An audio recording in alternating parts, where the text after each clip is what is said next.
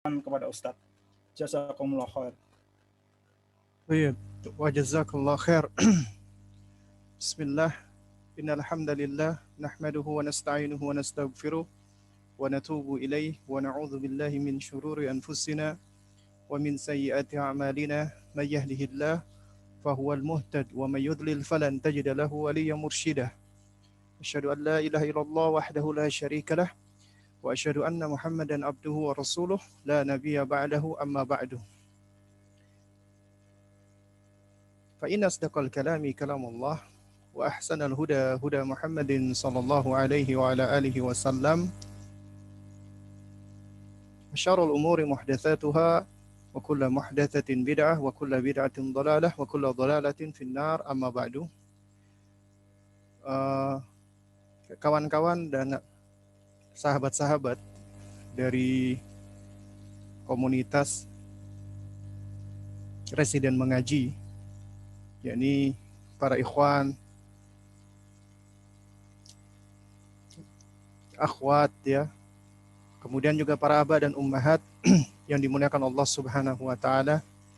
Alhamdulillah, kita bersyukur kepada Allah Azza wa Jalla yang mana di malam hari ini kita diizinkan oleh Allah Subhanahu wa taala untuk bersua, untuk berjumpa.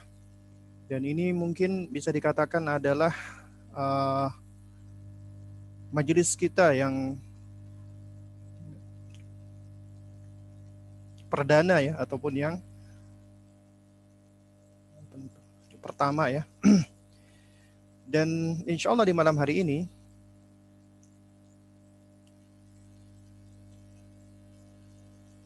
saya diminta untuk sedikit berbagi atau sharing ya, berkenaan dengan bagaimana menjadi orang tua teladan di tengah kesibukan profesi. Ya. Ya, sebagaimana tadi sudah dijelaskan oleh pembawa acara kita ya, bahwa kawan-kawan sekalian ini ya mungkin memiliki kesibukan ya di dalam profesinya ya, yakni sebagai tenaga kesehatan ya, yang mana bisa dikatakan ya profesi nakes ini ya saat ini ya ini merupakan salah satu benteng bentengnya ya umat manusia di dalam menghadapi wabah pandemik ya, yang saat ini qadarullah wa masyafa'ala ya, Allah Subhanahu wa taala masih belum mengangkatnya. Dan saya pribadi ya itu sangat mengapresiasi dan mengucapkan jazakumullahu khairan wa barakallahu fikum ya. Mudah-mudahan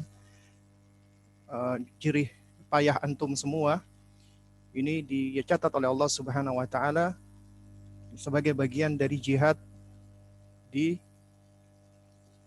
jalan Allah Subhanahu wa taala. Baik, jamaah sekalian yang dimuliakan Allah Subhanahu wa taala ya.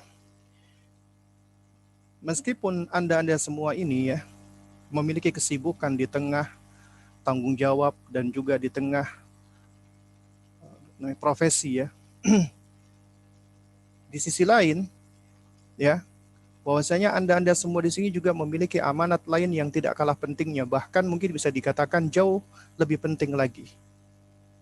Kenapa? Nanti akan kita bahas di kajian kita di malam hari ini insyaallah. Baik.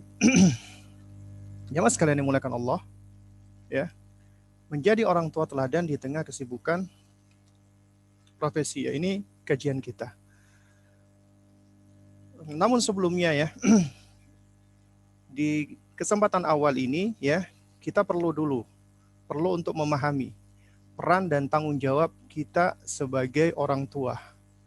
Ya, jadi sesibuk-sibuknya antum semua, Anda semua ya dengan berbagai macam pekerjaan dan profesi antum. Namun di sini ada ya peran dan tanggung jawab yang tidak boleh dilalaikan dan diabaikan. Bahkan ini adalah peran utama Anda.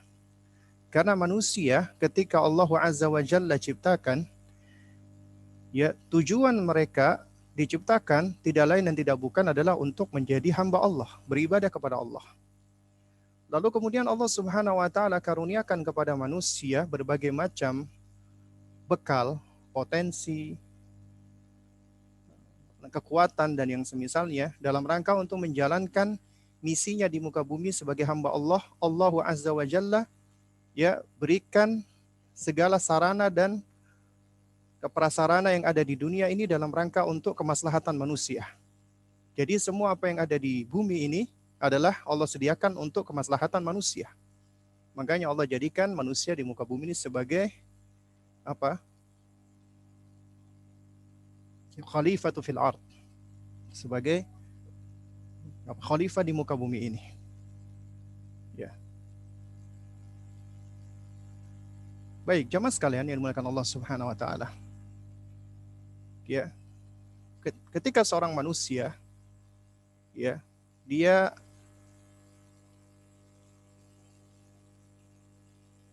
ketika hidup ya mengalami fase-fase atau marhalah, mulai dari anak-anak ya, mulai dari bayi ya usia 0 sampai 2 tahun disebut dengan sibyan, kemudian 2 sampai 7 tahun dia disebut dengan usia kanak-kanak atau tufulah ya. Kalau kita meminjam istilahnya apa namanya? Al-Hafidh Ibnu Hajar Al-Asqalani itu usia gulam. Kemudian setelah usia 7 tahun ya, ini idealnya anak sudah tamyiz ya, sudah mumayyiz. Disebut dengan usia yafi kalau menurut Al-Hafidh Ibnu Hajar Al-Asqalani. Ya, menurut Al-Hafidh Ibnu Hajar ya. Kemudian 7 sampai 10 yafi, 10 sampai balik atau 15 tahun usia hazawar. Nah, kemudian ketika sudah balik maka anak sudah menjadi dewasa. Ya, anak sudah menjadi dewasa. Disebut dengan usia dari 15 sampai dia usia 25 tahun. Usia kumut namanya ya. Jadi ya setelah usia 15 atau balik sampai 40 ya itu usia yang paling produktif. Disebut dengan syabun, usia namanya pemuda. Nah, jamaah sekalian rahimani wa rahimakumullah. Di sini yang ingin saya sampaikan adalah ya, ketika kita berfase-fase, bertahap-tahap, artinya kita melalui tahapan-tahapan tadi, kita nggak lepas dari 2 tahapan umum. Yang pertama, kita sebagai anak-anak, kita di bawah tanggung jawab orang tua kita. Kemudian ketika kita sudah memasuki fase dewasa, maka kita nggak akan lepas dari 2 peran kita yang paling utama. Kita sebagai seorang suami atau istri, dan kita sebagai seorang ayah dan seorang ibu. Ini adalah peran utama manusia. Adapun profesi-profesi lainnya yang bersifat duniawi, itu adalah bersifat sekunder dalam rangka untuk apa? Dalam rangka untuk mensupport atau mendukung ya peran utama kita sebagai ayah atau suami ataupun ibu atau istri. Itu peran utama kita. Adapun profesi lainnya itu adalah profesi sekunder. Itu yang perlu kita pahami. Jadi peran utama kita ya sebagai manusia ketika sudah dewasa, kita kelak akan menikah dan akan punya anak. Dan ini bagian dari tuntunan syariat. Jamaah sekalian dimuliakan Allah Subhanahu wa taala, ya. Jadi pada saat kita bicara tentang peran orang tua adalah sebagai pelindung, ya. Namanya protektor. Dalilnya adalah surat At-Tahrim ya. Kita insyaallah sudah sering mendengarkan ini dan sudah banyak tahu ya. Ya ayyuhalladzina amanu qu anfusakum wa ahlikum nara. Nanti akan kita bahas ya tentang ayat ini. Lalu kemudian yang berikutnya, tanggung jawab kita juga sebagai seorang penanggung jawab. Ya sebagai ya pemimpin yang akan diminta pertanggungjawaban. Karena kata Nabi SAW ya, Nabi mengatakan kullukum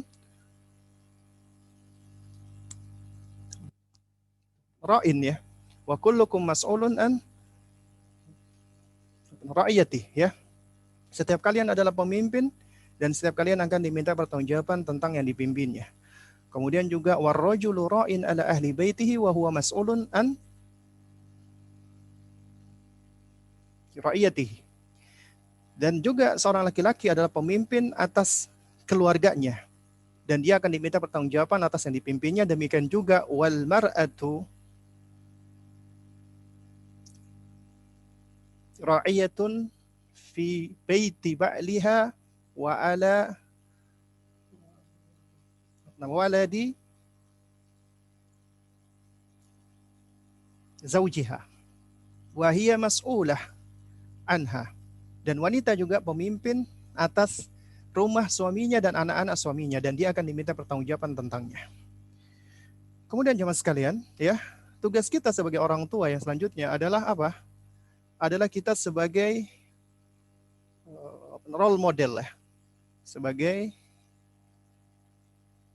teladan ya. Dan di antara dalilnya adalah man dalla ala khairin falahu mithlu ajri fa'ilih. Siapa yang menunjuki kepada kebaikan, maka dia akan mendapatkan pahala seperti pahala orang yang mengerjakannya.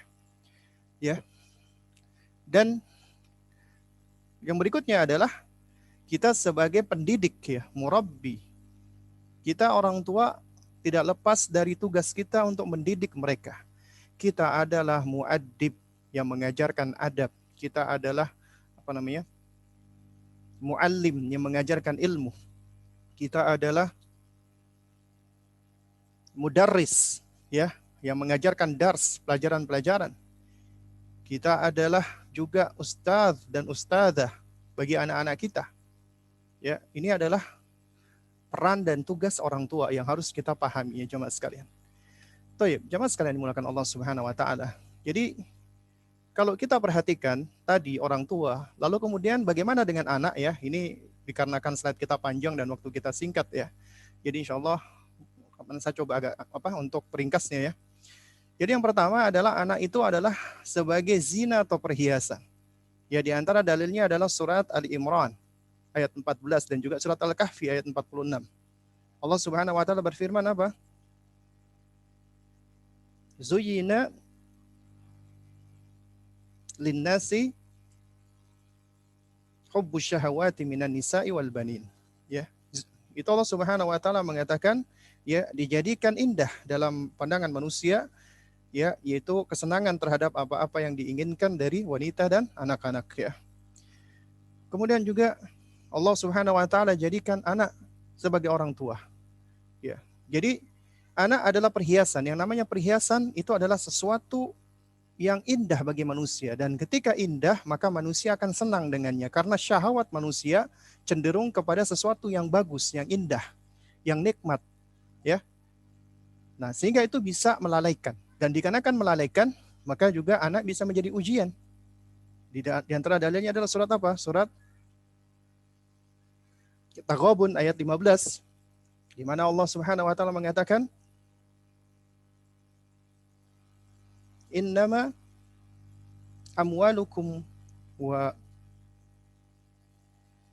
auladukum fitnah wallahu indahu ajrun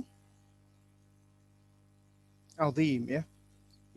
Ya, sesungguhnya amwalukum wa auladukum, hartamu dan anak-anakmu itu fitnah, adalah ujian bagi kalian, cobaan bagi kalian. Wallahu indahu ajrun azim. Dan di sisi Allah lah pahala yang besar. Kemudian juga bahkan anak bisa menjadi musuh ya. Anak bisa menjadi musuh bagi orang tuanya. Dan ini adalah sesuatu yang patut kita waspadai. Ya. Nah, di antara dalilnya adalah apa? Di antara dalilnya adalah surat Taghabun ayat ke-14 ya. Di mana Allah Subhanahu wa taala mengatakan ya ayyuhalladzina amanu inna min azwajikum ya, inna min azwajikum wa auladikum aduwwan lakum fahdharuhum.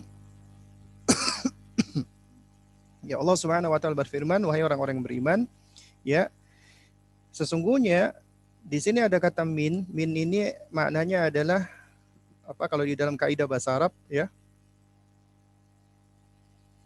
Litaba'id, ya, artinya menunjukkan sebagian, bukan keseluruhan, ya.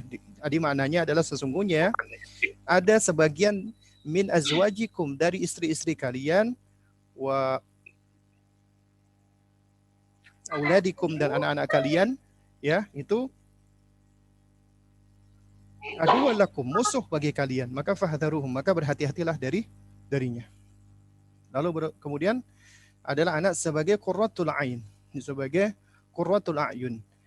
Dan dalilnya banyak di sini. Di antaranya adalah kita bisa lihat di surat Ali Imran, doanya Nabi Zakaria yang Allah abadikan. Ya Allah berfirman,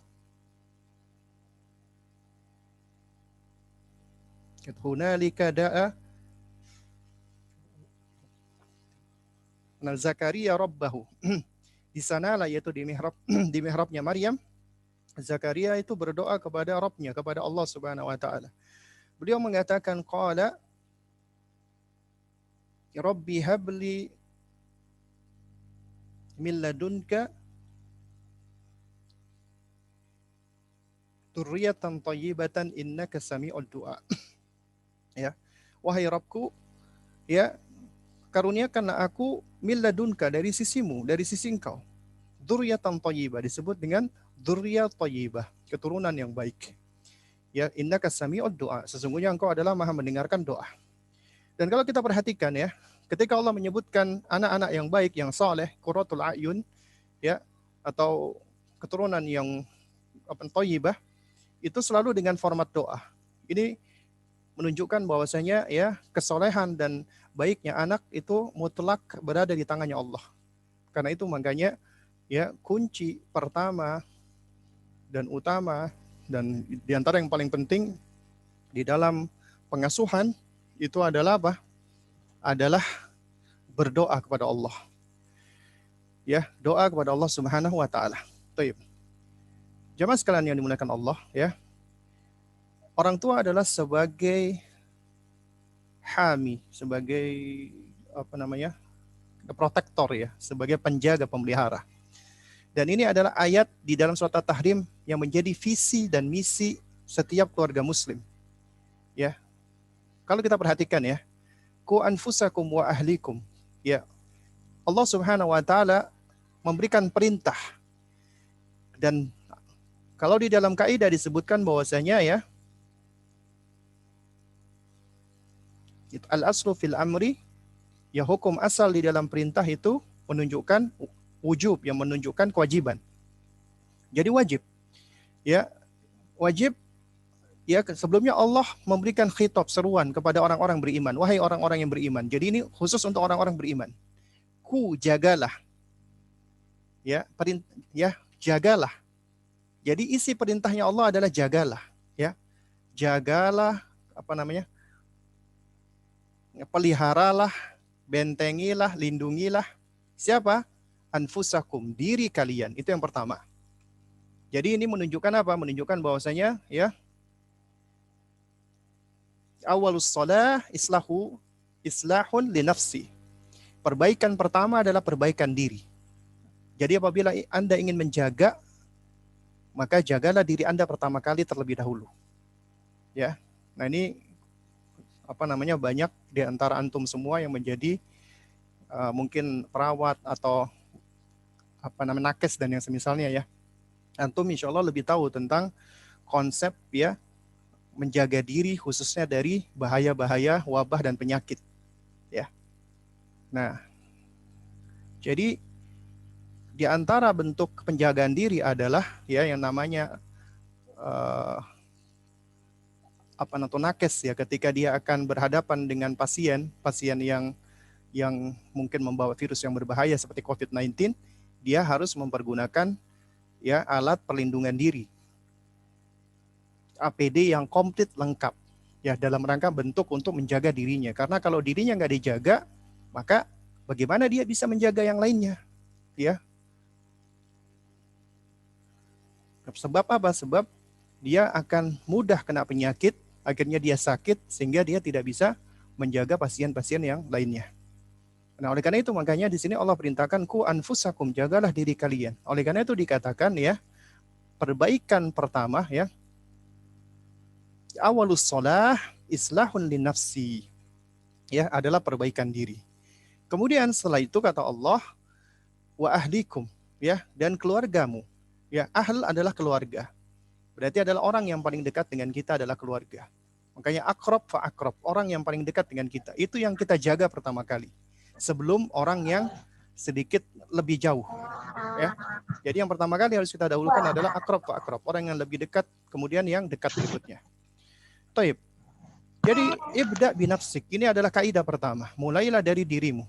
Nah, dengan memulai perubahan dari diri, maka kita akan menjadi qudwah. Kalau kita menjadi qudwah berarti kita menjadi apa? Uswah, menjadi apa namanya? Teladan.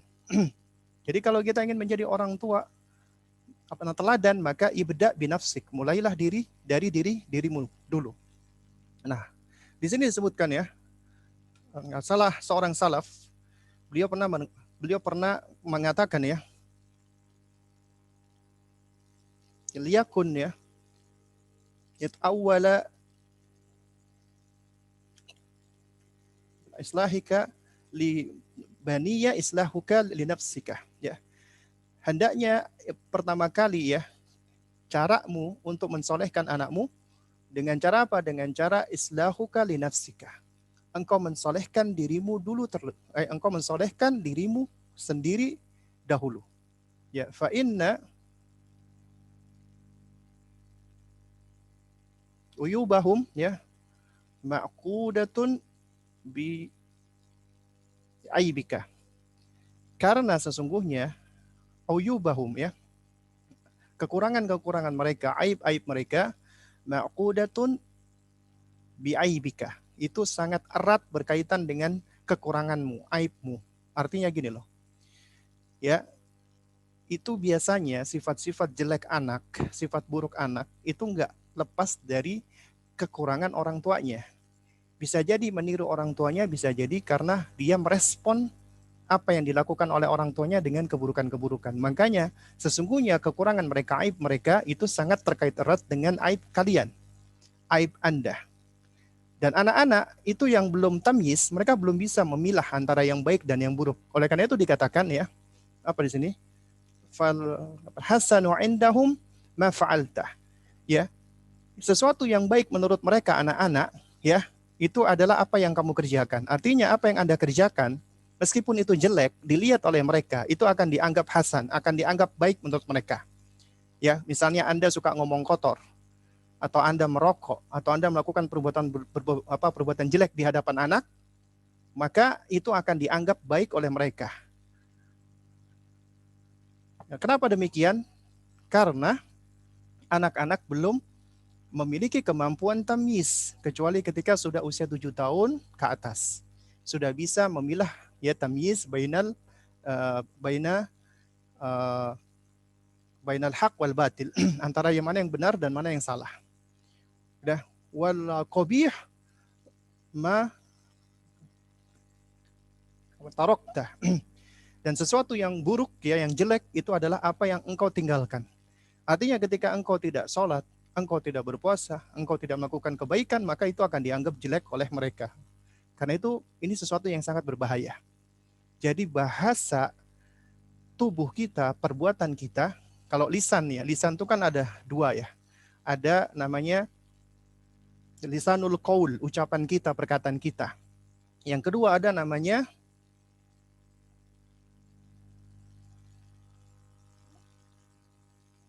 lisanul hal ya. Lisanul hal itu artinya adalah perbuatan kita. Dan lisanul hal ini itu lebih apa ya? Lebih mempengaruhi, lebih berpengaruh daripada lisanul qaul. Baik. Lalu kemudian jamaah sekalian mulakan Allah, tsumma aqrab fa aqrab. Kemudian orang yang terdekat. Nah, ketika Sayyidina Ali radhiyallahu taala anhu menafsirkan ya ku anfusakum wa ahlikum ay adibuhum wa allimuhum al khairah. yaitu didiklah mereka, ajarkan mereka adab, dan ajarkan mereka ilmu kebaikan. Ya, kemudian Imam Qatadah rahimahullah ketika menafsirkan ayat ini, beliau mengatakan apa? Ta'muruhum bita'atillah. Perintahkan mereka untuk mentaati Allah Subhanahu wa taala. Wa tanhahum an maksiatillah, dan cegah larang mereka dari memaksiati Allah. Wa an taquma alaihim bi amrillah wa ta'muruhum bihi wa tusaiduhum alaihi fa idza ra'aita lillahi ma'siyah, ya, zajartahum anha, ya. Jadi tegakkan perintah Allah kepada mereka dan perintahkan mereka untuk melaksanakan perintah-perintah Allah. Bantu mereka, support mereka, dukung mereka untuk mengerjakan perintah-perintah Allah. Dan apabila engkau mendapati, melihat mereka bermaksiat, melakukan maksiat atau memaksiati Allah, maka cegahlah mereka darinya. Ya, tafsir Ibnu Katsir rahimahullahu taala. Baik. Jadi kita perhatikan seruan Allah di sini, ya, yaitu dimulai dari akrab fa akrab, dan yang paling dekat dengan diri kita tentunya adalah siapa? Diri kita sendiri. Makanya Allah sebutkan ya anfusakum. Nah, oleh karena itu seruan Allah kepada diri kita artinya kita harus memulai perubahan dari diri kita. Dan kita nggak akan bisa memulai perubahan kecuali dengan belajar, karena kita butuh ilmu. Ya? Dan ilmu itu harus dipraktekkan, diamalkan. Dan dengan mengamalkan ilmu, maka akan menjadikan kita sebagai teladan, qudwah. Baru kemudian kita ajarkan, kita dakwahkan. Nggak mungkin kita berdakwah, mengajarkan termasuk kepada anak kalau kita nggak punya ilmunya. Ya. Dan juga kita nggak mengamalkan. Kalau kita nggak mengamalkan ilmu kita, maka akan terjadi inkonsistensi, ya, antara ucapan dan perbuatan. Ini akan membuat anak menjadi bingung. Dan apa yang mereka lihat lebih mempengaruhi daripada apa yang mereka dengarkan. Anda suruh mereka sholat, Anda bermalas-malasan sholat, maka yang mereka ikuti adalah ketika Anda bermalas-malasan sholat, meskipun Anda menyeru dia untuk sholat beratus-ratus kali. Lalu kemudian baru keluarga. Tentunya di sini adalah istri dan anak-anak. Ya. Nah, dengan cara apa? Dengan cara mereka juga harus dihasung, didorong untuk belajar. Anda ajarkan ilmu dan agar mereka mengamalkan ilmunya. Baru kemudian karib kerabat yang berikutnya, orang tua kita, adik kita, kakak kita, paman kita, dan seterusnya. Juga sama, agar mereka belajar dan mengamalkan ilmunya, baru kemudian yang masyarakat lainnya. Ya. Untuk mereka belajar dan beramal. Itu adalah tanggung jawab kita.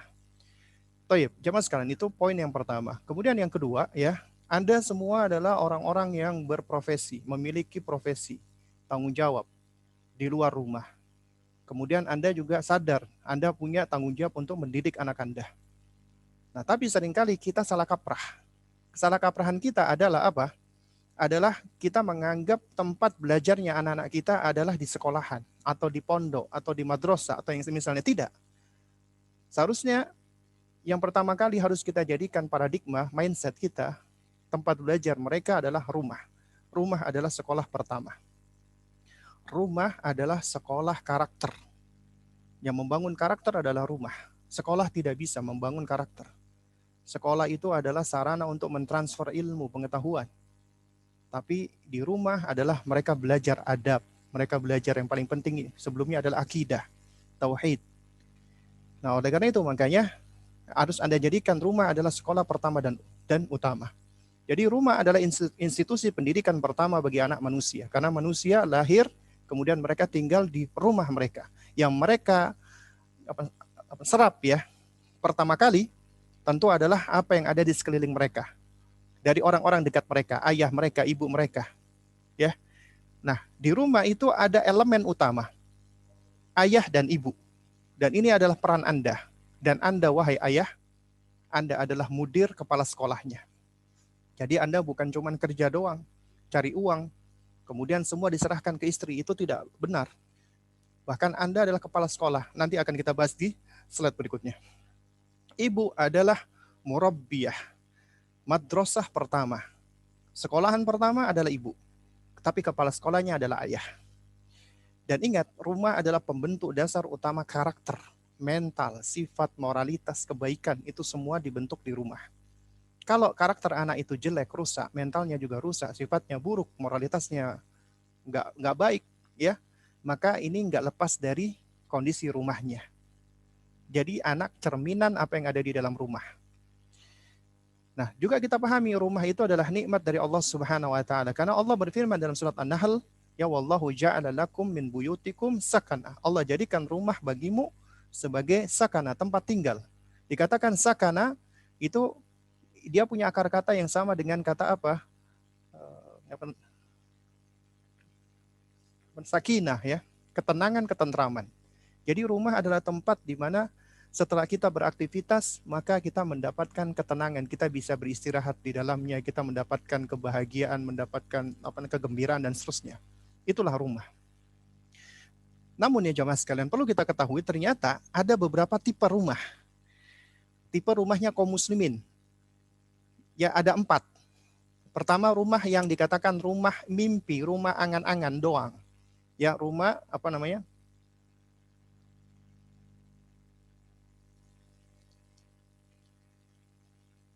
utopis, ya, yang cuman angan-angan doang.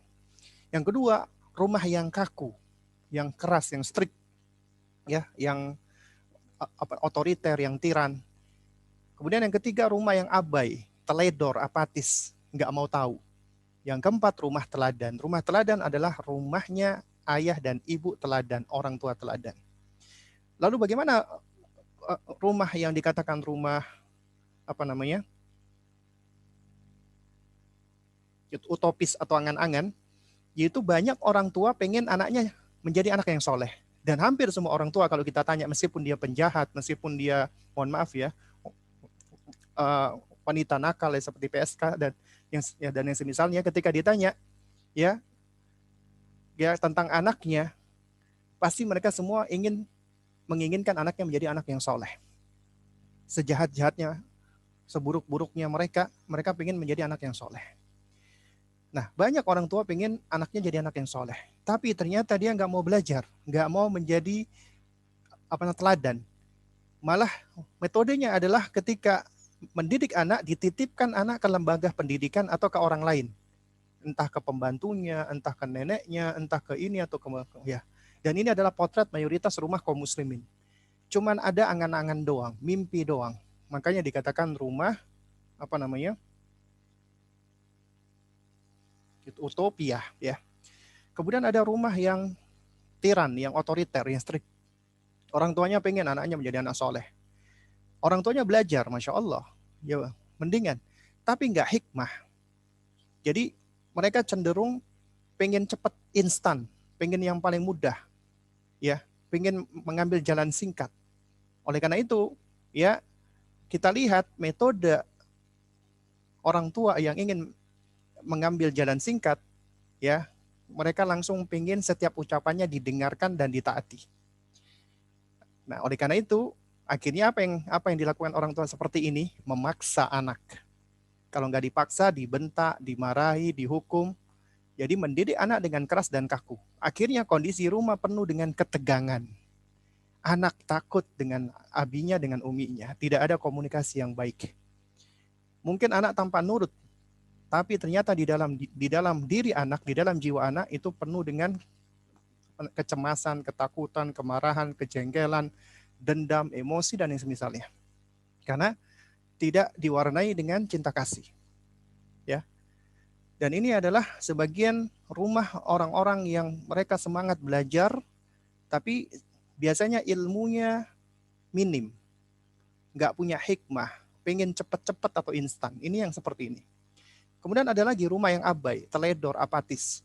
Keluarga-keluarga liberal yang permisif, memperbolehkan semuanya. Orientasi mereka cuma dunia dan kenikmatan dunia.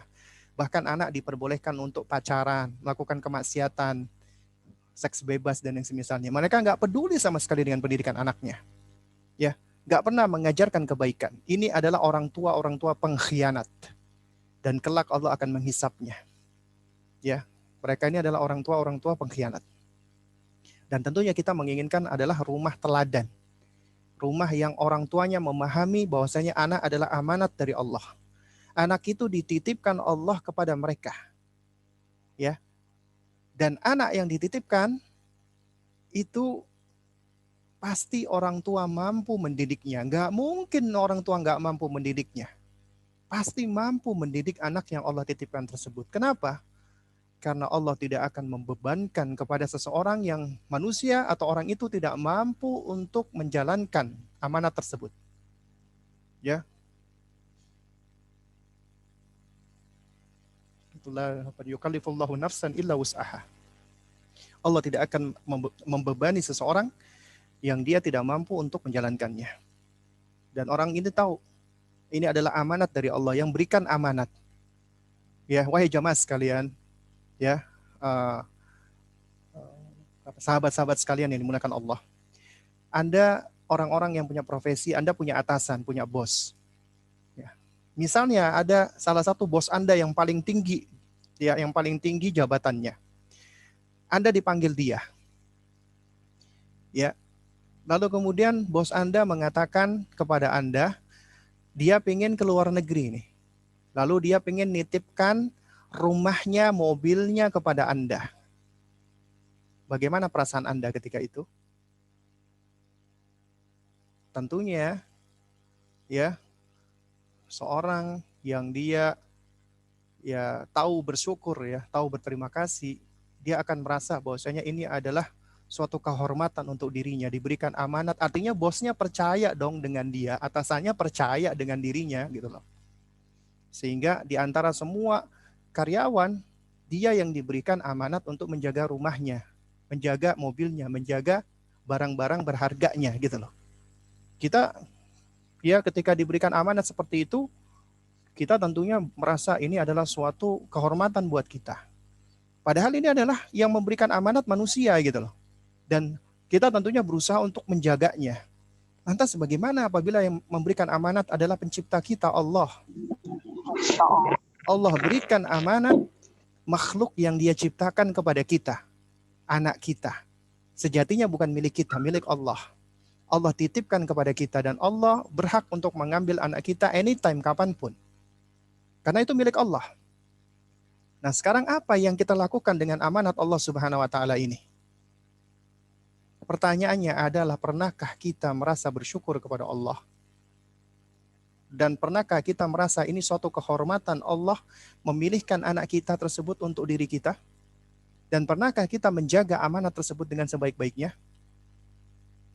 Padahal anak itu adalah amanat dari Allah Azza wa Jalla. Yang memberikan amanat adalah Allah. Nah, oleh karena itu rumah teladan itu memahami anak adalah amanat. Dan kemudian mendidik anak dengan sepenuh hati dan kasih sayang. Kemudian mereka juga selalu berusaha untuk menyiapkan diri mereka dengan belajar dan mempraktekkan ilmu agar mereka bisa menjadi teladan. Dan mereka orang tua yang hikmah memahami fase dan perkembangan anak. Baik, jamaah sekalian yang dimuliakan Allah, ya. Di sini ada beberapa pijakan di dalam mendidik anak di dalam rumah. Anda punya keluarga, Anda punya anak. Ya, rumah Anda adalah tempat belajar atau sekolah pertama kali buat anak Anda, dan Anda adalah guru pertama kali buat anak Anda. Karena itu Anda harus memiliki pijakan-pijakan. Kalau enggak, bagaimana Anda bisa mendidik kalau Anda tidak memiliki pijakan? Yang pertama, Anda harus memiliki visi di dalam mendidik anak. Visi Anda adalah apa? Adalah menyelamatkan, ya, diri Anda dan keluarga Anda dari neraka. Sebagaimana surat At-Tahrim ayat ke-6, ya, ku anfusakum wa ahlikum nar, yang sudah kita bahas. Kemudian misi Anda di dalam mendidik anak untuk apa? Ya, tentunya misi ini adalah dalam rangka untuk bisa merealisasikan visi tadi. Jadi ada cara-cara. Nah, yang perlu kita ketahui, anak kita itu sudah Allah bekali dengan fitrah keimanan. Artinya fitrah itu Islam, iman, tauhid. Allah sudah bekali dengan bakat. Allah sudah bekali dengan wijdan, dengan emosi, dengan perasaan, masyair, dengan perasaan, dengan naluri dan yang semisalnya. Nah, oleh karena itu tugas Anda adalah Anda harus bisa menumbuhkan kebaikan-kebaikan pada diri anak Anda. Tumbuhkan fitrahnya, kembangkan bakat dan potensinya. agar anak bisa menjalankan perannya. Oleh karena itu, ini semua dilakukan dengan mendidik mereka dan mengajarkan adab dan ilmu. Kemudian tujuan Anda dalam mendidik anak Anda untuk apa? Banyak orang tua mendidik anaknya cuma untuk apa? Untuk mencari duniawi belaka. Ya, untuk mencari profesi-profesi duniawi saja. Padahal seharusnya kita tahu ini dunia adalah tempat sementara untuk kita.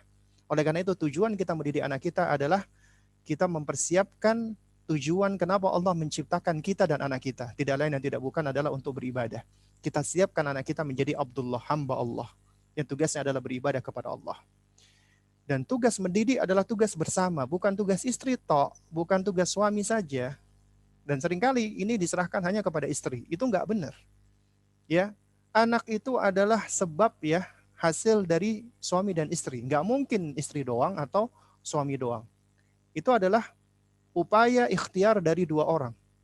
Tapi Allah titipkan anak itu ke dalam tubuh, yaitu ke dalam rahim seorang wanita yang akan menjadi ibunya. Ya. Dan wanita itu lebih berat. Makanya di dalam Al-Quran Allah muliakan wanita. Ketika perintah yang berkaitan dengan berbakti kepada orang tua, di Al-Quran selalu mengkhususkan, mengistimewakan seorang ibu. Ya. Di antaranya misalnya surat Luqman ya.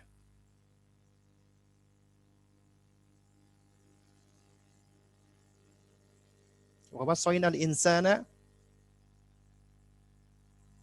biwalidayhi hamalathu ummuhu wahnan ala wahnin wa fisaluhu fi amaini. Ya. Dan kami wasiatkan manusia untuk berbakti kepada kedua orang tuanya, kepada ayah dan ibunya. Dua orang disebut. Kemudian Allah khususkan ibu. Ya. Hamalathu ummuhu. Ibunya mengandungnya, wahnan ala wahnin, semakin lama semakin berat. Ya, juga di dalam ayat yang lain juga Allah mengatakan, ya,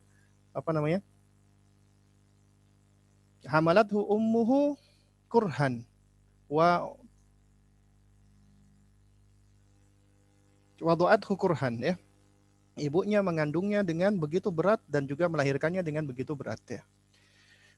Nah, jadi ketika udah lahir, maka ya seharusnya ayah itu juga hadir di dalam pendidikan. Kemudian juga fahami urgensi anak. Karena anak amanat dari Allah, nikmat dan investasi yang akan terus mengalirkan pahala. Kemudian fahami sebab keberhasilan dan kegagalan. Semua ada sebabnya, berhasil dan kegagalan, meskipun semua di tangan Allah. Di antara sebab kegagalan dari seorang pendidik, orang tua nggak mau belajar, cuek, nggak sabaran, tidak mau menjadi tidak menjadi teladan karena dia tidak mengamalkan ilmunya, tidak mempraktekkan ilmunya. Ya. Itu dari pendidiknya. Kemudian dari cara atau metodenya. Cara yang digunakan, ya. Mungkin orang tuanya belajar, perhatian, tapi caranya keliru. Tidak hikmah, tidak sesuai perkembangan anak. Terlalu sulit dan yang semisalnya, ya. Ini adalah poin-poin yang perlu kita pahami. Baik. Lalu kemudian jamaah sekalian, ya, ini sebagai pengingat ya, anak adalah amanat dari Allah Subhanahu wa taala. Allah mengamanatkan, dan ingat ya jamaah sekalian, Al-Hafidz Ibnu Qayyim rahimahullahu taala beliau berkata ya, wa kam mimman ashqa waladahu wa faladata kabdihi fid dunya wal akhirah bi ihmalihi wa tarki ta'dibihi wa i'anatihi lahu ala syahawatihi. Ya, dan betapa banyak orang tua yang menyengsarakan anaknya atau buah hatinya di dunia dan di akhirat. Karena apa? Karena dia dengan cara biihmalihi, dengan cara mengabaikannya. Wa tarki ta'dibihi, enggak mau mendidiknya. Wa i'anatihi lahu ala syahawatihi, dan malah memfasilitasi syahwat-syahwatnya atau keinginan-keinginannya yang enggak baik ya. Wa yaz'amu annahu yukrimuhu wa qad ahanah. Dia mengira dia telah menyayanginya, padahal dia dia mengira dia telah memuliakan anaknya, padahal dia telah merendahkan anaknya. Wa annahu yarhamuhu wa qad zalamahu. Dia mengira dia telah menyayanginya, padahal dia telah menzaliminya. Akhirnya apa dampaknya? fafatahu intifa'uhu biwaladi. Akhirnya hilanglah bagian manfaat dari anaknya tersebut. Wa fawwata alaihi haddahu fid dunya wal akhirah. Dan hilang pula bagian kebaikan ya ya dari anak itu di dunia dan di akhirat. Wa idza tabartal fasada fil aulad, ya apabila engkau perhatikan amati kerusakan yang terjadi pada anak-anak, ya kebanyakan anak-anak ini rusak, kata Al-Hafidz Ibnu Qayyim, ya ra'aita 'amatahu min qibalil aba, maka engkau dapati penyebab utamanya adalah karena apa? Karena bapak, karena ayah yang enggan untuk turut serta di dalam pendidikan. Maka perhatikanlah wahai para ayah. Toib. Di sini ada peringatan dari melalaikan anak. Itu termasuk perbuatan khianat.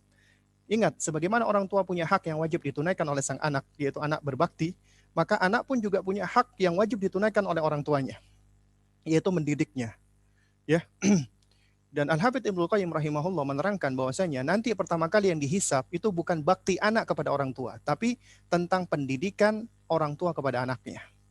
Nah, oleh karena itu juga dikatakan sebagaimana Allah memerintahkan kita untuk berbakti kepada orang tua, maka demikian pula ia perintahkan kita agar berbuat baik kepada anak-anak kita. Ibnu Qayyim berkata bahwa pertama kali yang dihisab oleh Allah adalah haknya anak yang wajib ditunaikan oleh orang tuanya, sebelum hak orang tua yang wajib ditunaikan oleh anaknya, yaitu berupa birrul walidain. Baik, jamaah sekalian, anak adalah amanat ya bagi orang tua, dan Allah akan minta pertanggungjawaban atasnya. Melalaikan amanat, khianat, dan kesalahan nyata serta bentuk sikap cacat di dalam agama. Nah, juga sebaliknya berbuat baik kepada anak dan bersungguh-sungguh mendidik mereka, ini adalah suatu pelaksanaan dari amanat yang Allah berikan. Adapun meremehkan dan melalaikan hak anak merupakan bentuk penipuan dan pengkhianatan. Ingat, Allah Subhanahu wa taala berfirman, ya, innallaha ya'murukum an tu'addul amanat ila ahliha. Sesungguhnya Allah memerintahkan kalian untuk menunaikan amanat kepada yang berhak menerimanya. Kata para ulama di dalam bab tarbiyatul aulad ila ahliha ay ilal abna, yaitu kepada anak-anak. Kita wajib menunaikan amanat yang Allah berikan kepada kita, yaitu tentang anak-anak kita. Allah juga berfirman, ya ayyuhalladzina amanu la takhunullaha wa rasulah, janganlah kalian mengkhianati Allah dan Rasulnya, wala takhunu amanatikum wa antum ta'lamun, dan janganlah kalian mengkhianati amanat-amanat yang telah dipercayakan kepada kalian sementara kalian tahu, ya. Apalagi ini yang memberikan amanat adalah Allah Subhanahu wa taala. Rasulullah sallallahu alaihi wasallam pun bersabda, ma min abdin yastar'ihi Allahu ra'iyatan yamutu yawma yamutu wa huwa qashun li ra'iyatihi illa haramallahu alaihi al-jannah.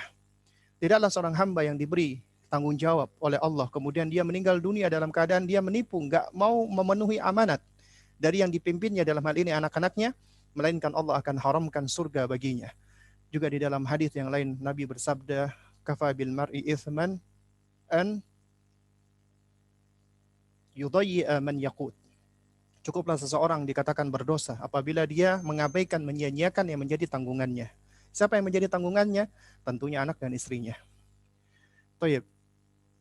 Lalu kemudian kita masuk ke berikutnya. Profesi utama Anda, wahai sahabat, ya, adalah sebagai orang tua. Itu profesi utama Anda. Anda sekarang menjadi nakes, Anda menjadi perawat, Anda menjadi dokter, Anda insinyur, dan ya itu semua adalah profesi-profesi Anda yang menyokong profesi utama Anda. Profesi utama Anda sejatinya adalah sebagai orang tua, sebagai ayah dan ibu. Itu yang harus Anda jadikan mindset Anda. Artinya, ya profesi Anda sebagai nakes, sebagai insinyur, sebagai dokter, ya, itu adalah profesi ya yang mungkin akan bisa lepas dari Anda. Tapi sebagai orang tua, ya, itu nggak akan bisa lepas dari Anda. Meskipun Anda sudah meninggal dunia, apa yang Anda lakukan akan senantiasa mengalir. Kalau Anda abai, dosa yang akan Anda tunai, yang akan Anda tuai. Tapi kalau itu kebaikan-kebaikan, maka yang Anda dapatkan adalah pahala yang selalu mengalir. Jadi jamaah sekalian, ya, di sini ada peran ayah dan bunda. Oleh karena itu Anda, wahai para ayah, tugas Anda adalah menentukan visi, misi, dan tujuan dari keluarga. Keluarga bagaikan sebuah perahu atau kapal, ya, bahtera. Anda adalah nahkodanya. Anda tentukan destinasi. Anda yang menentukan visi, misi, tujuan tersebut. Anda yang bertanggung jawab. Kalau Anda nggak bisa menentukan visi, misi, dan destinasi, ya, maka kapal ini tidak akan berlabuh. Bahkan kapal ini mungkin akan berputar-putar, lost, tersesat. Dan selain itu Anda juga bertanggung jawab untuk melindungi. Anda sebagai protektor dan pelindung. Ya, dan Anda adalah pemimpin dan penanggung jawab. Nah, sementara para ibu, ya, Anda adalah pelaksana atau eksekutor visi dan misi dari suami Anda. Artinya Anda menaati suami Anda di dalam perkara-perkara yang ma'ruf. Apalagi ya jika itu adalah suatu hal yang memang baik ya, yang ma'ruf, Anda wajib menaatinya. Kalau ibarat ya di dalam bahtera, Anda adalah sebagai semacam asisten nahkoda atau muallim, dan muallim ini yang ngurusin apa?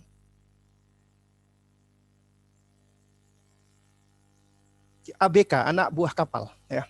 Itu tugasnya ya muallim. Anda tugasnya adalah sebagai eksekutor harian, sebagai mudarrisah, muaddibah, murabbiyah, sebagai pengajar, ya sebagai pendidik yang mengajarkan adab, ilmu, dan juga Anda adalah sebagai penanggung jawab. Dan ingat, anak akan belajar dari sosok Anda, wahai ayah, tanggung jawab, mas'uliyah. Mereka belajar tentang tanggung jawab dari sosok ayahnya. Mereka belajar tentang ildibat, kedisiplinan dari ayahnya. Kalau anak nggak disiplin, biasanya karena ayahnya tidak disiplin. Anak belajar tentang as-siqatu bin nafs, kepercayaan dirinya dari ayahnya. Anak akan belajar punya prinsip ya, sehingga dia tidak labil, tidak pelin-pelan, tidak mudah goyang, itu dari ayahnya. Dia punya mabda, punya prinsip. Dan anak juga akan lebih kuat di dalam menghadapi hidup. Ya, dia tidak mudah marah, tidak mudah, jadi emosinya tidak labil, ya, dia lebih mampu untuk mengelola emosinya, ya, atau istilahnya dhabtun nafs ya. Itu belajar dari sosok ayah. Dan juga anak belajar tentang life skill, maharat hayah, itu dari ayahnya. Dia belajar tentang skill, life skill. Sementara dari ibu, anak akan belajar tentang bahasa. Makanya kita tahu ya bahasa itu disebut dengan bahasa ibu, ya. Jadi anak itu belajar ngomong, belajar bahasa, belajar kemampuan berbahasa itu dari ibunya. Juga demikian anak mengambil intelijensi az-zaka dari ibunya. Anak menyerap akhlak dan adab lebih banyak dari ibunya. Anak mengenal tentang emosi, perasaan, ma'rifatus syuur dari ibunya. Anak belajar kasih sayang, kelemah lembutan dari ibunya. Anak belajar ketabahan, kesabaran dari ibunya. Paling banyak. Anak belajar empati, al-utuf juga dari ibunya. Nah, coba sekarang bayangkan apabila ya anak tidak mendapati salah satu dari dua entitas ini. Entah ayahnya atau ibunya nggak ada. Tentunya mereka akan kesulitan. Atau mungkin ayahnya ada tapi nggak pernah hadir. Ibunya ada cuman cuek. Apa kira-kira yang akan diambil? Jadi jangan heran apabila anak-anak itu ketika ayahnya dan ibunya tidak hadir, maka mereka akan menjadi anak yang bingung. Nggak tahu bertanggung jawab, nggak punya kedisiplinan, nggak percaya diri, nggak punya prinsip, emosinya labil, kemudian kasar karena nggak pernah belajar kasih sayang, kemudian bahasanya kacau, kemudian juga dari kecerdasannya juga ya seperti itu ya, pokoknya intinya itu yang akan terjadi. Toib. Oleh karena itu jamaah sekalian ya, ini kita sudah masuk ke bagian ini ya, bagian slide yang akhir ya. Jadi insya Allah kita masih ada waktu untuk bertanya jawab nanti ya. Ya, bagaimana karakter orang tua teladan ya. Nah, ini berikut saya coba ringkaskan ya. Ada 7 ya. Sebenarnya banyak ya, cuman di sini cuman untuk mempermudah saja ya. Saya ambil dari kata teladan. Yang pertama, tentunya Anda wahai orang tua, pertama kali yang harus Anda jadikan sebagai prinsip dan yang engkau ajarkan adalah tauhid. Tauhid adalah yang engkau ajarkan pertama kali dan utama. Ini adalah metodenya Luqman alaihissalam di dalam mendidik anaknya. Metodenya semua nabi dan rasul. Tauhid. Ya. Karena tujuan Anda mendidik anak Anda adalah dalam rangka untuk apa? Untuk menjaga tauhidnya agar mereka bisa menjadi hamba Allah yang sebenarnya, yang sejati. Tauhid. Jangan sampai tinggalkan tauhid. Ya. Kemudian yang kedua, Anda harus berempati dan memahami kebutuhannya. Betapa banyak orang tua, ya, mereka itu bersikap egois terhadap anaknya. Ya, bersikap lebih mendahulukan egonya. Nggak mau memahami anaknya. Ya, tapi dia pengen dipahami, pengen dituruti ucapannya, tapi nggak pernah menempatkan dirinya bagaimana kalau dia menjadi anaknya. Dan dia berusaha, dan dia tidak berusaha untuk mengenal fase-fase perkembangan anaknya. Dia menganggap anaknya yang kecil itu harus sudah bisa ngerti sama seperti orang dewasa. Nggak punya empati, nggak ngerti kebutuhan anak. Ya, akhirnya apa? Akhirnya miss di situ. Ya, jadi adanya gap komunikasi. Anaknya suka ngelawan, ngeyelan, orang tuanya juga marah-marah, dan akhirnya ya ketika orang tua mengucapkan sesuatu ya yang nggak dipahami oleh anak, anak merespon dengan buruk, orang tua merespon dengan buruk lagi, keburukan itulah yang akan diserap oleh anak. Kemudian nggak kalah penting adalah luangkan waktumu wahai orang tua terutama ayah. Luangkan waktu untuk sang anak.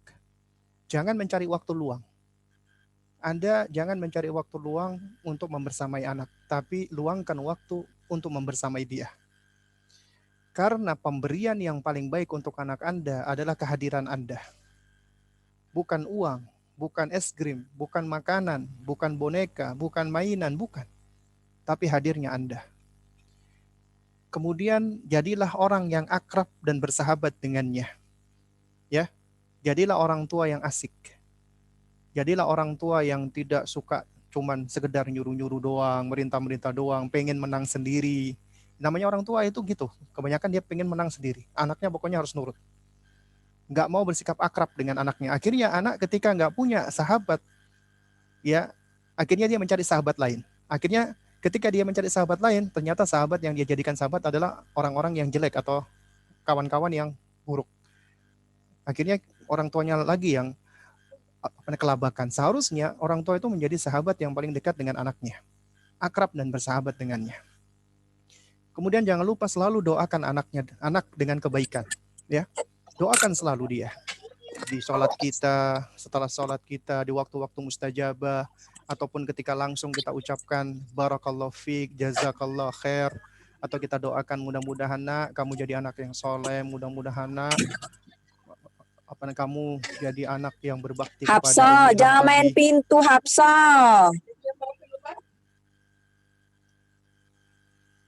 Ya, ya. Tadi iklan ya. Nah, jadi yang dia adalah doakan selalu anakmu dengan kebaikan.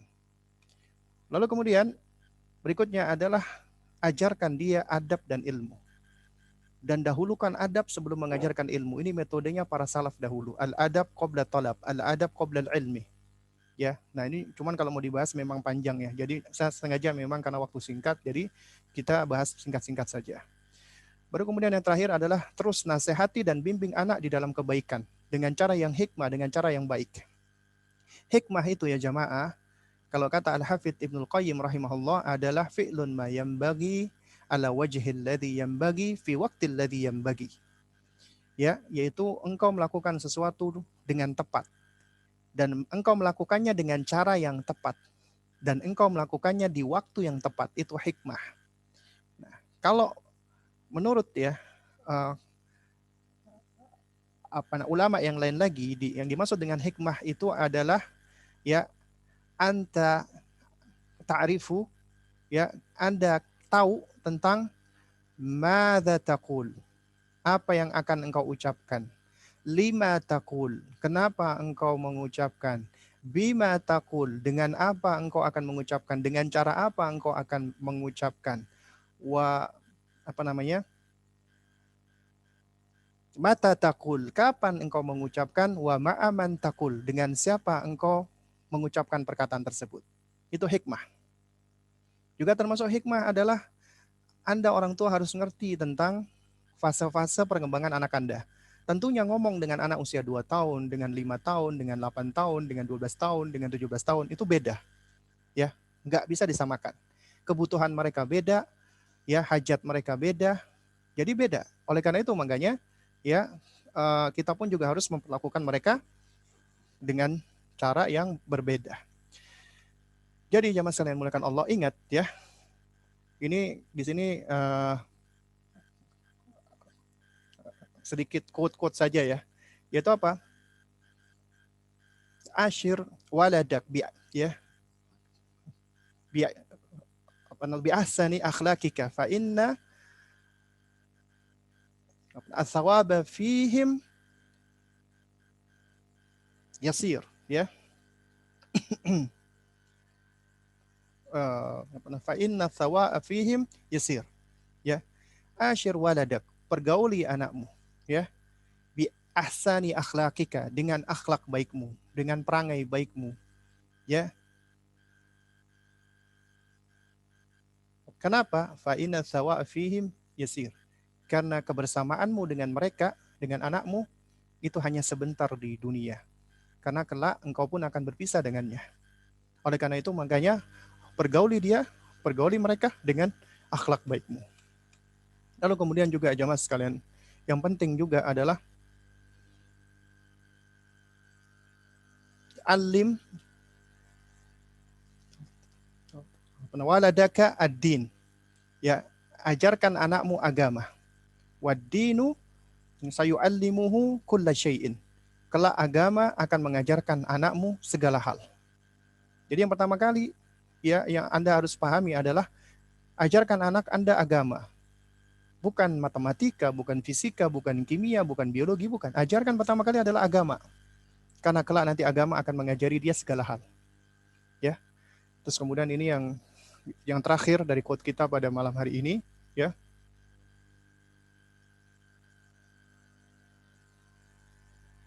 Ya. Afdhalul hadiyah fi auladika hiya huduruka. Ya. Hadiah yang paling afdal, yang paling utama, yang paling baik fi auladika, kepada anak-anakmu, hiya huduruka, adalah kehadiranmu. The best present for your kids is your presence. Ya. Jadi hadiah yang paling baik untuk anak-anakmu adalah ketika engkau hadir bersama mereka, bukan hadiah berupa mainan dan yang semisalnya. Ya wallahu taala alam shawab. Mudah-mudahan yang sedikit ini bisa memberikan manfaat ya bagi teman-teman yang ingin slide-nya nanti bisa minta ke teman-teman panitia. Baik, mungkin ada sedikit waktu untuk bertanya jawab jika memang ada pertanyaan. Kalau nggak ada pertanyaan, alhamdulillah. Kalau ada pertanyaan, ya saya akan coba jawab meskipun tidak semua pertanyaan bisa saya jawab. Ya wallahu alam shawab. Jazakumullah khair Ustadz. Insyaallah alhamdulillah ilmu yang sangat bermanfaat bagi kita. Semoga bisa menjadikan kita semangat sebagai seorang orang tua, menjadi orang tua teladan di tengah kesibukan profesi kita. Ustadz, dari kolom chat insya Allah sudah ada 4 pertanyaan. Sudah ada 4 pertanyaan, Masya Allah. Anda bacakan pertanyaan pertama dari Aulia. Boleh. Izin bertanya Ustadz, dijelaskan tadi Ustadz menjelaskan bahwasanya kebanyakan orang tua memfasilitasi syahwat anak yang berakibat kerusakan. Kira-kira apakah batasan kita dalam membedakan ini hanya syahwat anak ataukah memang kebutuhan yang bermanfaat untuk kesenangan hatinya? Jazakumullah khair Ustadz. Toib, wa jazakallah khair wa iyyaha as-sailah.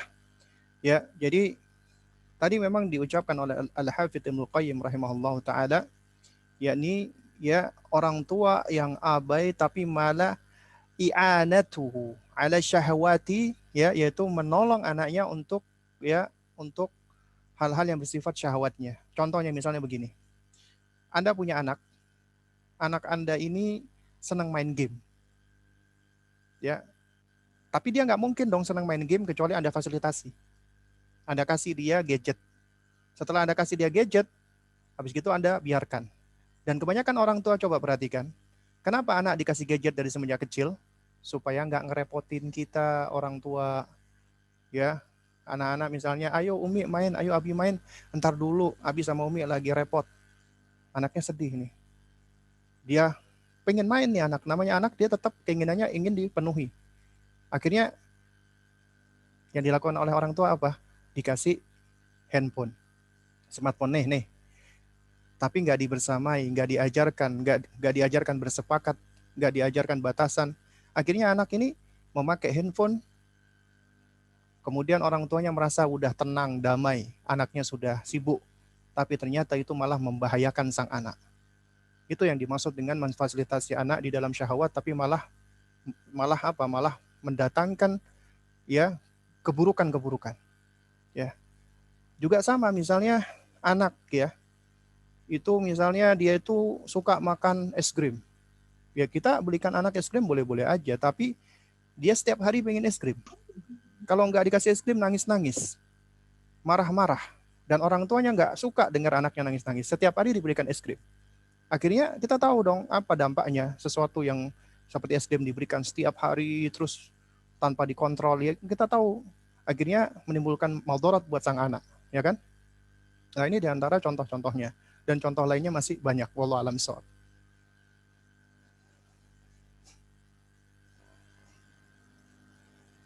Alhamdulillah Ustadz. Insya Allah ini masih ada beberapa pertanyaan lagi Ustadz. Selanjutnya izin pertanyaan dari Umu Syifa. Beliau bertanya, jika salah satu orang tua tidak serumah dengan anak, namun akhlaknya tidak baik, seperti sering berdusta, tidak bertanggung jawab, dan sebagainya. Apakah jika anaknya juga demikian, disebabkan oleh orang tuanya Ustadz, atau anak hanya mencontoh yang terlihat di rumah saja, walau di rumah diajarkan selalu jujur ketika ia salah pun. Saya pernah dengar yang penting ikhtiar dan proses membimbing dan menjadi teladan anak sesuai tuntunan Rasulullah Shallallahu Alaihi Wasallam. Sedangkan hasil akhir bagaimana si anak tergantung hidayah Allah. Mohon penjelasannya Ustaz. Jazakallah khair. Baik, wa jazakallah khairan wa iyyaha sa'ilah. Baik. Jadi di sini ada 2 poin yang ingin saya komentari ya, dan juga saya jawab. Yang pertama, ketika anak-anak itu berdusta, anak itu berbohong, maka kita tahu nih berbohong dan berdusta itu adalah karakter yang jelek, akhlak yang jelek, akhlak yang buruk, itu dusta, bohong. Yang kita harus barok, berlepas diri darinya, dan harus mengingkarinya dengan semaksimal mungkin, dengan dengan berbagai macam cara yang kita bisa lakukan agar anak meninggalkan bohong. Tapi sebelum kita menvonis anak itu bohong, dan kita hendaknya tidak menvonis anak sebagai pembohong, kita harus mencari tahu dulu kenapa dia berbohong. Yang perlu kita ketahui, secara asal fitrahnya manusia berada di atas sesuatu yang bersih. Islam, tauhid, ma'rifatullah, itu murni bersih. Tidak dikotori dengan segala macam keburukan-keburukan. Ya. Nah, keburukan-keburukan ini datang itu karena faktor eksternal. Ini bisa kita lihat dari hadis Nabi ketika Nabi bersabda, "Ma min mauludin illa yuladu 'alal fitrati fa abawahu yuhawidanihi wa yunasiranihi wa yumajjisanihi." Ya. Setiap anak dilahirkan di atas fitrah.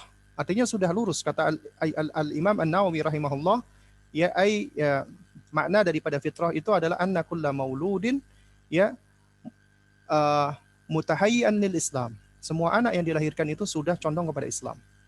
Tapi ternyata yang menyebabkan anak itu kafir siapa? Orang tuanya. Menjadikan dia Yahudi, Nasrani, dan Majusi. Demikian pula di dalam sebuah hadis qudsi, Allah Subhanahu wa taala berfirman, ya.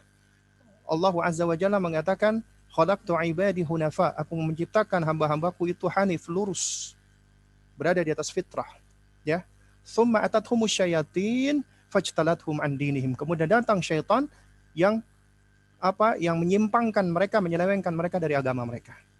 Nah, jadi anak secara asal itu bersih, lurus. Kalau dia memiliki sifat-sifat jelek itu adalah sifat yang dia ambil, dia serap dari lingkungan sekitarnya. Termasuk berbohong. Kenapa anak itu bisa berbohong? Itu harus kita cari tahu. Kita harus berusaha untuk mengidentifikasinya. Ternyata anak itu berbohong bisa dengan berbagai macam cara. Maksud saya bisa dengan berbagai macam sebab. Di antaranya mencontoh. Abinya atau uminya tanpa sadar ngajarin dia berbohong. Mungkin secara lisan nggak boleh bohong, nak, tapi ternyata anak melihat orang tuanya bohong. Misalnya contohnya, ketika ada yang telepon, uminya ngangkat, "Mi, kalau itu Pak Broto sampein Abi nggak ada di rumah." Loh, anaknya ngelihat, loh, ini Abi ada di rumah, kok kadang-kadang. Akhirnya dia tahu ini ada suatu hal yang inkonsisten. Dia belajar di situ. Ya. Jadi ada inkonsistensi antara ucapan dengan perbuatan. Nah, anak itu what they see, they learn. Apa yang mereka lihat, itu yang mereka pelajari. Makanya para ulama kita zaman dahulu sampai mengatakan ya, bahwasanya al-uswa al-hasana ablagu wa anfa min alafil mawaid. Yang namanya teladan atau contoh yang baik itu jauh lebih bermanfaat dan efektif daripada ribuan nasihat. Ya. Atau yang kedua, orang tua yang keras, suka ngomel, suka bentak, suka marahin anak, itu bisa menimbulkan di dalam diri anak itu ya adanya jiwa-jiwa yang sakit lantaran perlakuan orang tuanya. Ini suatu hal yang disebutkan oleh para ulama kita dan juga sudah dibuktikan secara ilmu psikologi. Orang tua yang suka marahin anak, ini ya jamaah sekalian, ada kisah nyata. Ya, ada kisah nyata ya. Jadi kalau diceritakan panjang ya, cuman secara ringkas ada orang tua yang dia ayah dan ibunya itu dia sempat minta nasihat ke saya tentang anaknya yang suka bohong. Ya sudah, akhirnya ketika itu di sekolahan saya minta untuk ditemukan sama anaknya yang sudah SD kelas 3 kalau nggak salah, terus saya ajak ngobrol. Kemudian setelah itu ya akhirnya ketika saya tanya siapa di rumah yang paling keras, ibunya.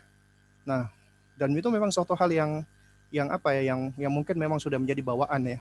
Maksudnya bukan bawaan tapi karena dia sudah dididik oleh orang tuanya keras. Ya, kalau istilah orang-orang sekarang menjadi inner child gitu ya. Terus kemudian adiknya banyak. Nah, dia pernah cerita ya, waktu saya tanya kapan pertama kali ibu marah sama kamu dan kamu ketika itu berbohong. Anak ini ingat. Dia bilang ketika itu dia nggak sengaja menumpahkan susu adiknya. Dia yang menumpahkan. Nah, tiba-tiba ibunya keluar dari kamar marah-marah. Siapa numpahin susu? Anak itu punya self defense loh, dia punya insting naluri untuk mempertahankan diri. Ya, ketika dia terancam, maka dia akan muncul nih self defense-nya. Mekanisme self defense. Karena dia merasa takut, kaget sama ibunya, akhirnya mereka punya kucing, dia nggak ngomong, dia cuma menunjuk kucing. Oh, ketika tahu kucing yang menumpahkan, ibunya nggak jadi marah.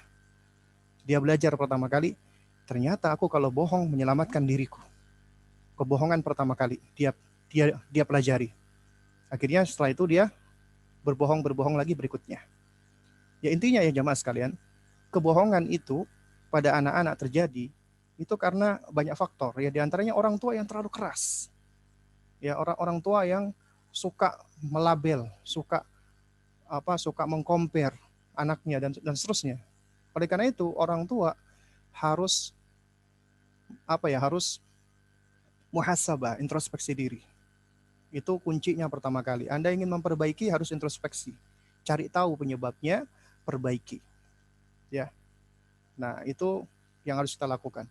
Kemudian poin yang kedua, dikatakan bahwasanya tugas kita orang tua hanya berikhtiar. Kemudian selebihnya kita serahkan kepada Allah. Itu benar. 100% benar. Kita cuma bisa berusaha. Tapi yang perlu digarisbawahi adalah jangan sampai ya ini hanya menjadi lip service. Artinya begini loh. Kita mengucapkan kalimat seperti ini dalam rangka untuk membela diri. Yang penting saya sudah berusaha. Ya udahlah, selebihnya serahkan kepada Allah. Tapi Allah tahu loh, Allah Maha tahu sejauh mana usaha kita. Dan sejauh mana kita belajar, menuntut ilmu, berusaha memperbaiki diri. Allah tahu. Allah Maha mengetahui. Nah, oleh karena itu, jika dia sudah berusaha, sudah berikhtiar dengan semampunya, Allah Maha tahu, maka selebihnya serahkan kepada Allah Subhanahu wa taala. Tapi tetap anak-anak yang masih berada di bawah tanggungannya, selama anak itu belum balik, maka dia harus tetap meluruskan anak tersebut. Nggak boleh dibiarkan. Nggak boleh beralasan, ya sudah, ini adalah apa namanya, ya ini hasil. Ini bukan hasil. Hasil itu adalah ketika Anda sudah berusaha semaksimal mungkin, ya sampai dia balik. Kemudian ketika balik dia masih suka berbohong, Anda nasihati, tetap dia masih suka berbohong, maka itu Anda sudah bara'atu dzimmah. Tapi selama dia masih anak Anda, masih berada di bawah tanggung jawab Anda wajib tetap terus menasihati dia, mengajarkan akhlak yang mulia untuk meninggalkan dusta. Wallahu a'lam bishawab.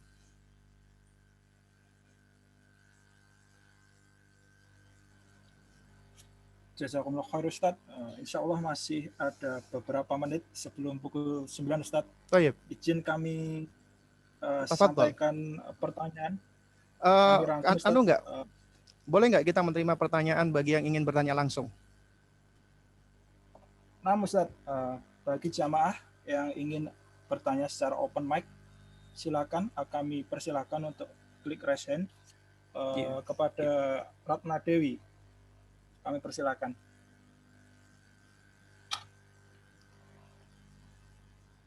Silakan Ratna Dewi. Tafadholi. Silakan Ibu.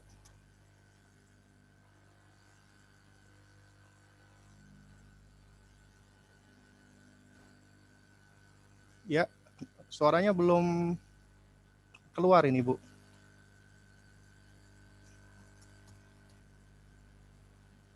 Ya baik, mungkin sepertinya ada gangguan atau kepencet mungkin ya. Baik, mungkin kalau begitu kita bisa berikan kesempatan ke Ibu Meitapuri ya. Meitapuri. Nah.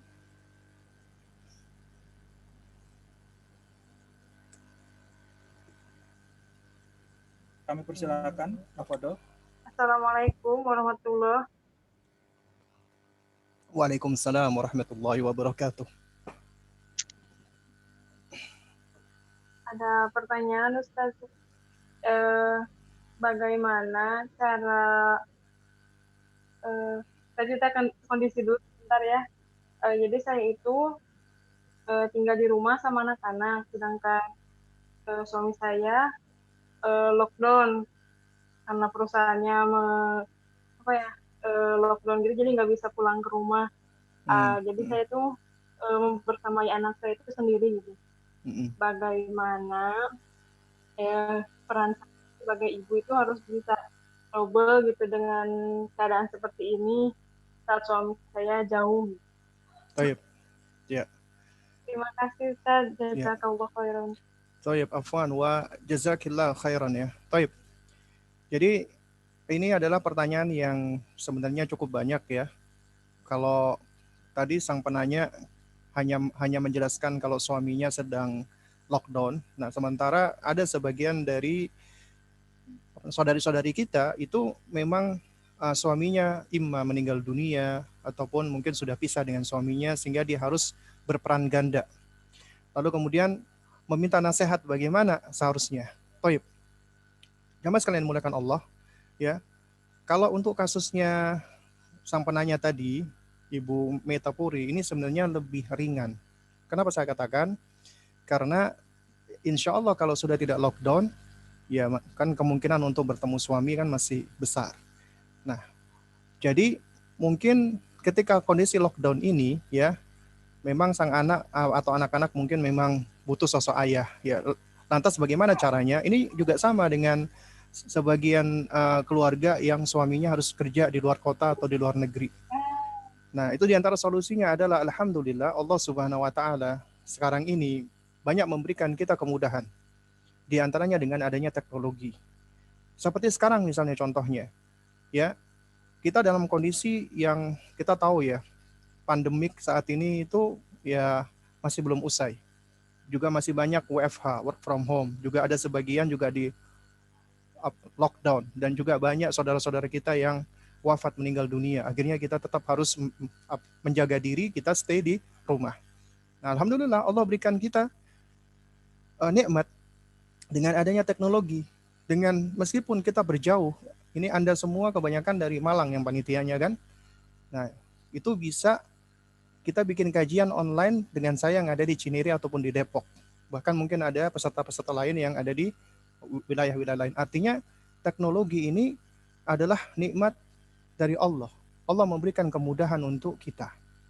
Nah juga demikian, meskipun suami misalnya lagi lockdown, nah itu insya Allah ya, yang namanya teknologi kan masih bisa dipakai.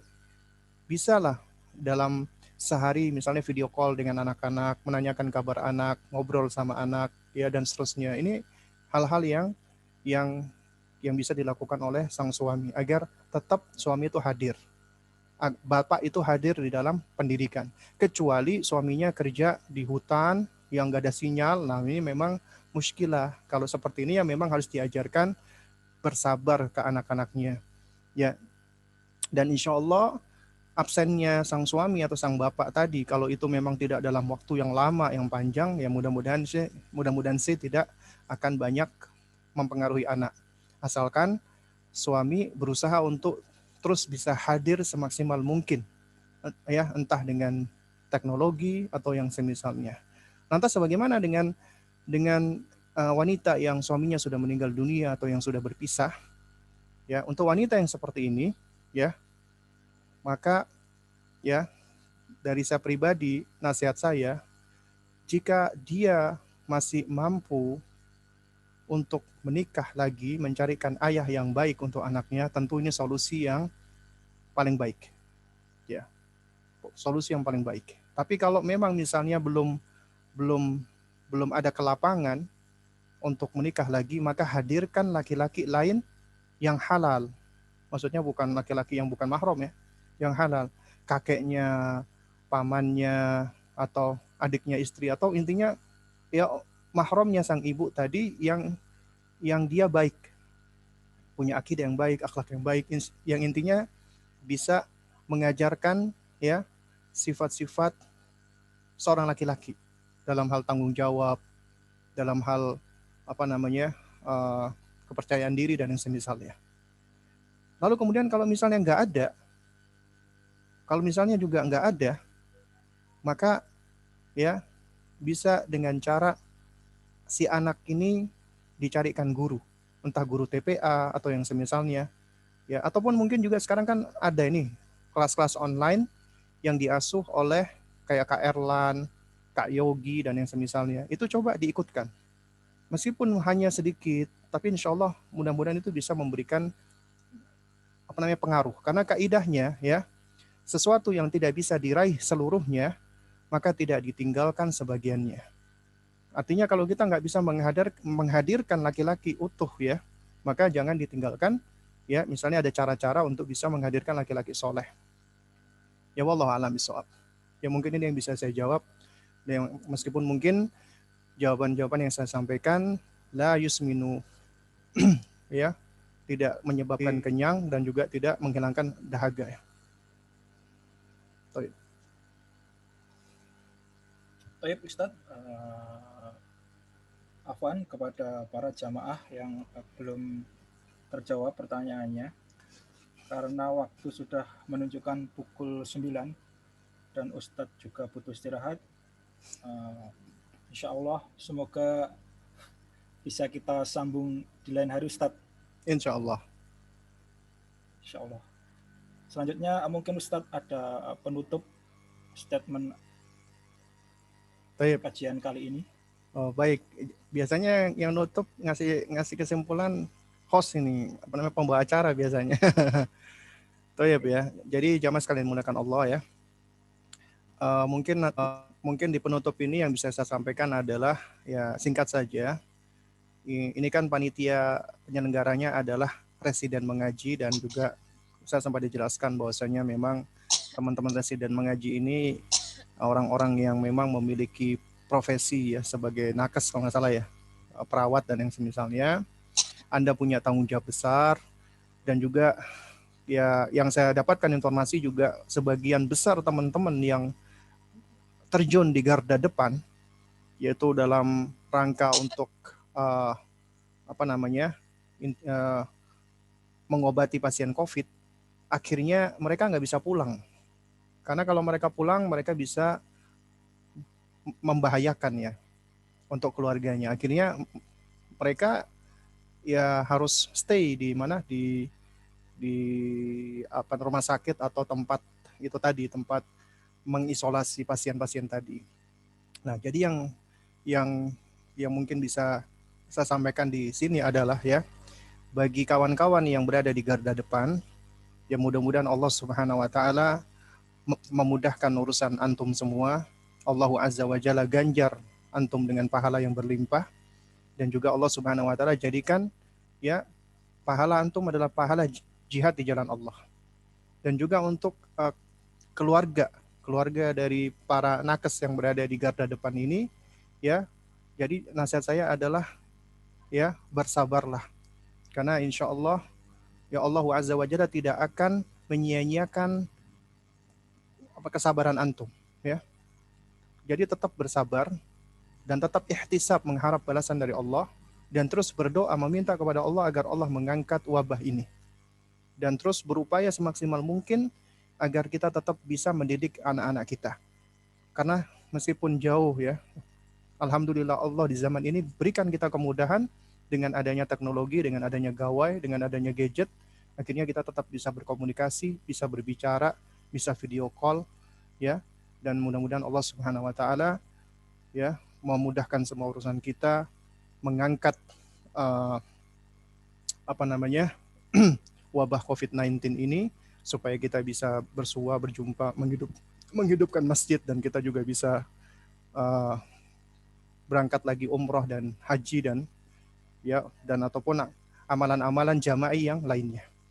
Mungkin ini yang dapat saya sampaikan. Kurang lebihnya saya mohon maaf jika ada perkataan yang kurang berkenan, yang salah, yang keliru datangnya dari diri saya, yang hak datangnya dari Allah Subhanahu wa taala. Untuk penutup ya waktu dan tempat saya kembalikan kepada pembawa acara kita. Jazakumullah khair Ustaz. Semoga ilmu yang kita dapatkan bisa kita amalkan dan menjadikan kita orang tua teladan di tengah kesibukan profesi kita. Kepada para jamaah yang menginginkan materi slide dari Ustadz Abu Salma Muhammad, silahkan sudah kami share di kolom chat. Untuk selanjutnya kita akhiri acara kajian kita malam ini dengan doa kafaratul majelis. Subhanallah. Assalamualaikum warahmatullahi wabarakatuh.